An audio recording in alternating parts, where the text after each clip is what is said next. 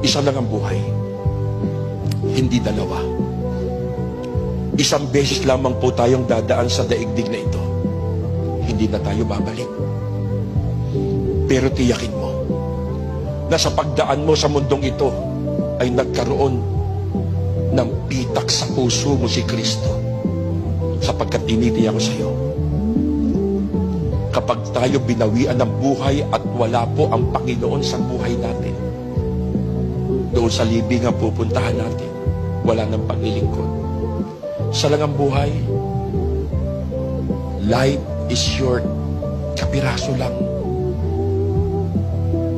Mga kapatid, lahat tayo may haharapin after physical death. Hebrew 9:27, itinakda ng Diyos sa isang tao ang minsan mamatay.